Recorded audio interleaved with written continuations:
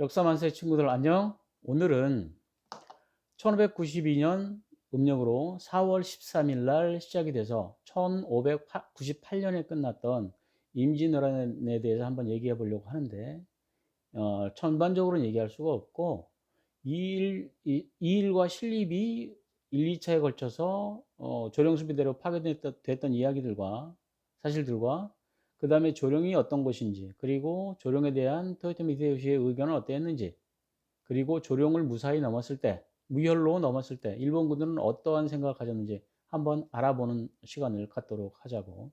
먼저 조령이 어떤 것인지부터 먼저 한번 우리 살펴보는 시간을 갖자고. 자, 조령은 지금은 문경세제라 그래. 그 조령은 세조자 고계령자를 써. 그래서 순 우리말로는 조, 세, 그 다음에 고계령. 그래서 고계를 우리가 순 우리말로 제자나 무학제, 박탈자 할 때 제. 그래서 세제라고 해. 이 세제는 충북과 경북을 나누는 경계선상에 있어. 해발 632m로서 상당히 가파르지, 그제? 그리고 백두대간에 있는 1017m 높이의 조령산을 넘는 것이 이제 그 군사적으로 이제 중요한 문제가 됐던 거야. 세제는 조령의 순 우리말이기도 하고 나는 새도 넘어가기 힘든 고개라는 의미에서 세제라고 붙인 거지. 이것은 조령의 위치에 대한 정보야. 자, 그러면 임진왜란이 일어났을 때 조선에서는 그러면 조령에 대해서 손 놓고 있었느냐? 조선에서는 우리 영토니까, 한반도가 우리 영토니까 누구보다도 잘 알고 있었단 말이지. 일본군들이 치고 들어왔을 때 조령을 방어만 잘하면 한양까지 그렇게 쉽게 내달릴 수는 없을 거라고 생각을 했단 말이야. 그래서 1차와 2차 수비대를 파견하는데 1차는 이일 장군을 파견을 했어. 그런데 이 일이 한양에서 군사를 모집하는데 병적 기록부에는 3만 명이 기재되어 있었지만 실제 모집이 된 것은 당시에 300명에서 300명, 그것도 뭐 이렇게 노약자 포함해서. 그래서 바로 문경으로 내려가지 못했단 말이야. 문경으로. 그래서 며칠 있다가 부랴부랴 내려가게 됐는데 안 내려가면 안 될 상황이었지. 너무나 급박하게 상황이 돌아가고 있었으니까. 그래서 내려가면서 문경으로 내려가면서 모집한 인원까지 합쳐서 겨우 800명이었어. 군사훈련 한번 받아보지 못한 완전한 오합지졸들이었던 거지. 그래서 문경에 도착해서 군사훈련을 시키고 있는데 일본에서 파견된 제1선발대 고니시 유키나가가 제1선발대 선봉장이었거든. 고니시 유키나가의 군대에 기습을 받아가지고 전멸을 하게 돼. 자, 그러자 조정에서는 원래 이 일에게는 큰 기대는 걸지 않았어.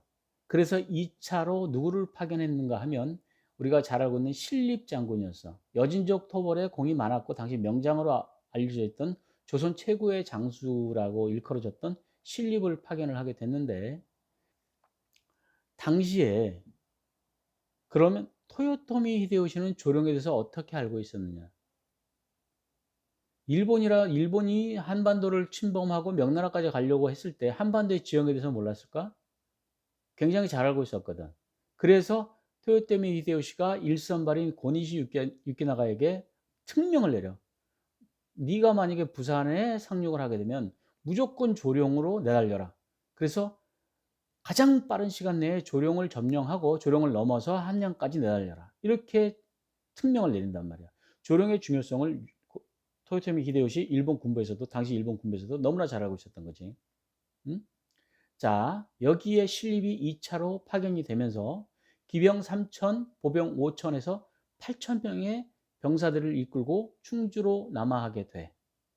그런데 이 가다가 신립은 어떠한 정보를 입수를 하게 되냐면 충주성에 입성하기도 전에 이미 일본군이 조령을 넘고 있다는 미확인 정보를 지득하게 되는 거지.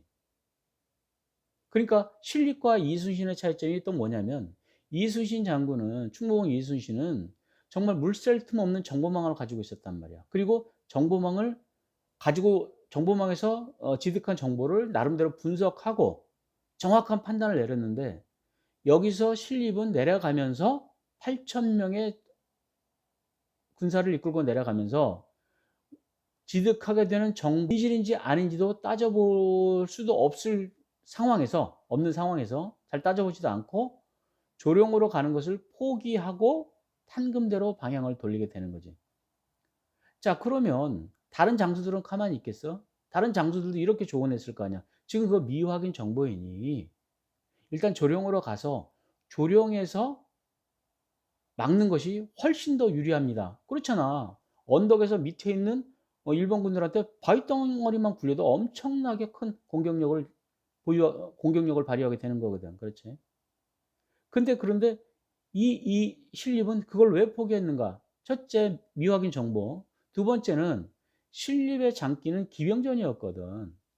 만주 이쪽에서 만주 그쪽에서 여진족을 토벌할 때 두만강 압록강을 넘어가서 여진족을 토벌할 때 그 넓은 평야 지역을 말 달리면서 기병으로서 여진족을 토벌한 경우가 많이 있었거든. 그래서 기마 전술에 대해서 상당한 자신감을 가지고 있었어. 그러니까 자기가 가지고 있는 장기에 대한 자부심과 자신감이 너무나 강했던 거지. 그 또 하나 상대방의 최대한 강점이었던 조총에 대해서 너무나 문외했던 거야. 조총이 그 화망을 형성했을 때 그 위력을 이 신립은 전혀 모르고 너무나 과소평가했던 거지. 그래서 조룡으로 가는 그 방향을 틀어서 남한강 쪽의 탄금대 쪽으로 방향을 돌리게 된 거야.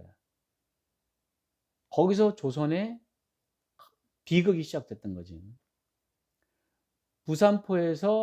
부산에 상륙할 때 원균의 함대가 전투 한번 치르지 않고 배를 다 가라앉히고 도망가 버렸던 점. 충주성이 너무 일찍 함락된 점. 세 번째, 조룡을 피 한 방울 안 흘리고 넘게 해줬다는 점. 특히 조룡에서의 그 전투를 안 치르고 무혈로 넘어가게 해줬던 점이 임진왜란의 가장 커다란 뼈아픈 실책이었던 거죠. 자, 그러면 조룡을 넘으면서 일본 군들은 어떠한 생각을 했고 어떠한 대화를 했는지 기록에 나오는가 봐. 첫째, 조선 군들은 바보 천치들이거나 아니면 겁쟁이들이다.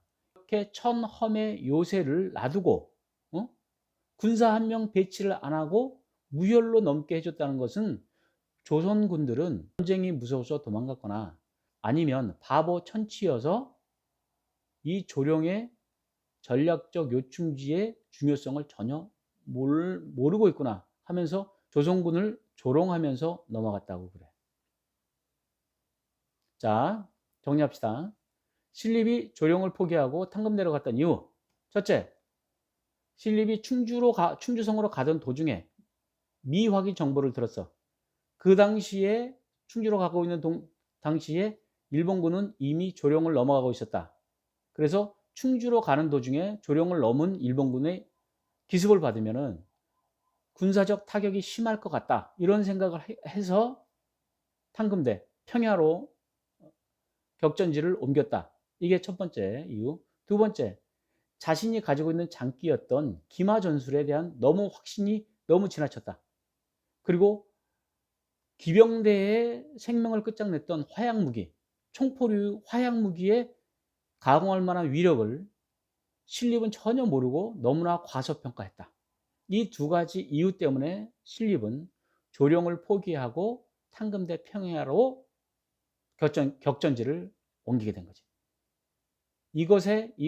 여기에 당시의 임진왜란의 최고 비극이 시작됐던 거예요.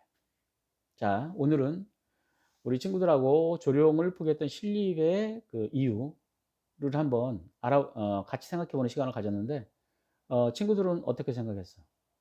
유익했어? 유익하고 재미있었어? 그러면 구독, 좋아요, 알림, 댓글까지 부탁하면서 이 영상 마칩니다. 안녕!